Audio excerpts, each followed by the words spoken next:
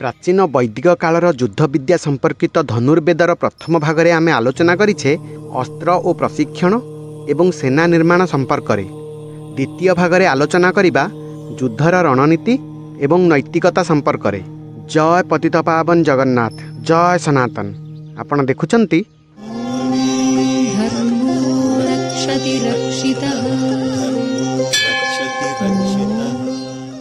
वैदिक कालरे सेना गठन व्यवस्थित ढंगरे हेउथिला।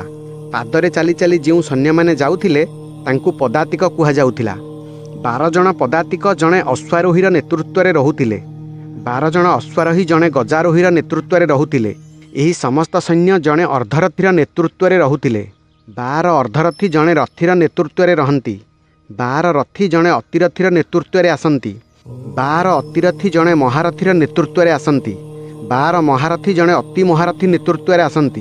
24 अति महारथी जणे महामहारथी नेतृत्व रे आसंती। महाभारत युद्धरे केवल महारथी पर्यंत योद्धा थिले। अर्धरथी जणे प्रशिक्षित योद्धा जी अस्त्रशस्त्र संचालन रे निपुण थिला। जणे अर्धरथी एकुटिया 2500 सशस्त्र योद्धा सहित युद्ध करि पारुथिला। महाभारत युद्धरे अनेक अर्धरथी भाग नेइथिले।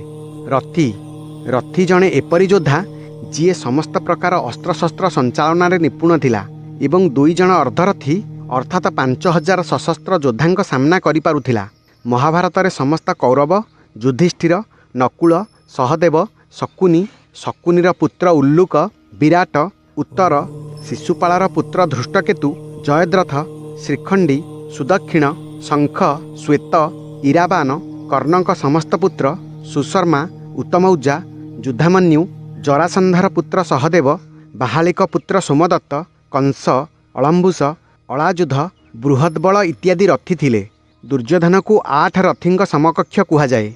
अतिरथी जणे एपरि योद्धा जी साधारण अस्त्र सह अनेक दिव्यास्त्रर ज्ञान रखि थाए। यह सहित 12 रथी अर्थात 60,000 सशस्त्र योद्धा सहित एका सामना करि पारे।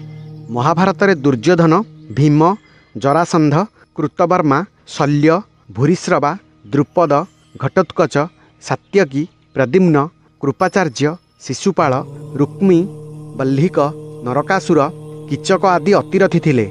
महारथी एपरि योद्धा जी समस्त ज्ञात अस्त्रशस्त्र एवं अनेक दिव्यास्त्र को चलाइबारे समर्थ थिला। युद्धरे महारथी 12 अतिरथी अर्थात 7,20,000 सशस्त्र योद्धा सहित एकाकी सामना करिपारे। यह छड़ा जेउ योद्धा पाखरे ब्रह्मास्त्रर ज्ञान थिला सेमानंकु सीधासळख महारथी कुहा जाउथिला। अति महारथी एही श्रेणीर योद्धा दुर्लभ थिले। अति महारथी ताकू कुहा जाउथिला जे 12 महारथी अर्थात 84,40,000 सशस्त्र योद्धा सहित एकाकी सामना करिपारे। यह छड़ा समस्त दैविक शक्तिर ज्ञाता होइथाए। महाभारत रे केवल भगवान श्रीकृष्ण को अति महारथी कुहा जाए। रामायण रे भगवान श्रीराम अति महारथी थिले। यह छड़ा मेघनाद को अति महारथी कुहा जाए कारण ताकू 3 महाअस्त्र ब्रह्मास्त्र, नारायणास्त्र, पाशुपतास्त्रर ज्ञान थिला। किछि देवता जेपरि कार्तिकेय, गणेश, इंद्र, सूर्य एवं वरुण को मध्य अति महारथी कुहा जाए। आदिशक्तिंकर 10 महाविद्या, नवदुर्गा, रुद्रंकर अवतार, विशेषकर वीरभद्र एवं भैरवं को मध्य अति महारथी कुहा जाए। महामहारथी यह जेकोसी योद्धांकर उच्चतम स्तर। महामहारथी तांकू कुहा जाए जी 24 अति महारथींकर सामना एकुटिया करिपारे। यह व्यतीत समस्त दैविक एवं महाशक्ति तांकर अधीन होइथाए। एहांकु परास्त करी हुए नहीं। आज पर्यंत कौनसी योद्धा अथवा अवतार एही स्तर को जाई नाहंती। एकथा मध्य सत्य जे एककालीन 24 अति महारथी गोटिए कालरे छाड़ंतु संपूर्ण कल्परे होई नाहंती।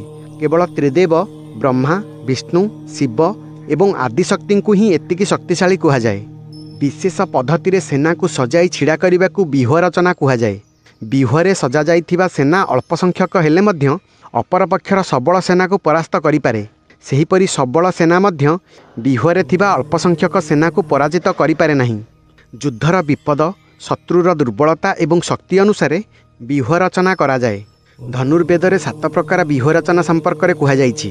दंड व्यूह, शकट व्यूह, वराह व्यूह, मत्स्य व्यूह, पद्म व्यूह, सूची व्यूह एवं गरुड़ व्यूह। युद्धरे परिस्थिति अनुसार व्यूह रचना करा जाए। जेपरि वराह व्यूह, 2 पहाड़र मझिरे जदि सेना जाउथाए एवं 2 पहाड़ उपरु शत्रुर आक्रमणर आशंका थाए ତେବେ ବରାହ ବ୍ୟୁହ ରଚନା କରାଯାଏ।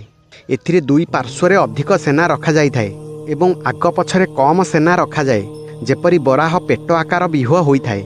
ଆପଣମାନେ ଚକ୍ରବ୍ୟୁହ ଏବଂ ଅଭିମନ୍ୟୁ ବଧ କଥା ଶୁଣିଥିବେ। ଚକ୍ରବ୍ୟୁହରେ 16 ହାତୀକୁ ଗୋଲାକାରରେ ଛିଡ଼ା କରାଯାଏ। ତାଙ୍କ ପଛରେ ରଥ ଏବଂ ତାଙ୍କ ପଛରେ ଭାଲ ଧରି ସୈନିକ, ତାଙ୍କ ବାହାରେ ଧନୁର୍ଦ୍ଧର, ତାଙ୍କ ପଛରେ ଚର୍ମ ଖଡ଼ଗଧାରୀ, ତାଙ୍କ ବାହାରେ 3 ପଂକ୍ତିରେ ଅଶ୍ୱାର ହୋଇ ଛିଡ଼ା ହୁଅନ୍ତି। ଯେପର୍ଯ୍ୟନ୍ତ ସେନା ବଳକା ରହିବେ ଏହି କ୍ରମରେ ଶେଷ ପର୍ଯ୍ୟନ୍ତ ରୁହନ୍ତି। ଏହି ଚକ୍ରବ୍ୟୁହକୁ ଦେବତାମାନେ ମଧ୍ୟ ଭେଦ କରିପାରନ୍ତି ନାହିଁ। ଏହା ହେଉଛି ସର୍ପବ୍ୟୁହ, ଏହା ସିଂହବ୍ୟୁହ, ଏହା ପଦ୍ମବ୍ୟୁହ, ଏହା ଅଗ୍ନିବ୍ୟୁହ, ଏହା ଅର୍ଦ୍ଧଚନ୍ଦ୍ରବ୍ୟୁହ, ଏହା ସର୍ବୋତଭଦ୍ର ବ୍ୟୁହ। ଆସନ୍ତୁ ଜାଣିବା ଯୁଦ୍ଧର ନୈତିକତା। ଧନୁର୍ବେଦରେ ଯୁଦ୍ଧର ଧର୍ମ ବିଷୟରେ କୁହାଯାଇଛି। ଯୁଦ୍ଧ ଦୁଇ ସେନା ଭିତରେ ହେବା ଉଚିତ। ଆସନ୍ତୁ ଜାଣିବା ଯୁଦ୍ଧରେ କାହାକୁ ମାରିବା ଉଚିତ, କାହାକୁ ମାରିବା ଉଚିତ ନୁହେଁ।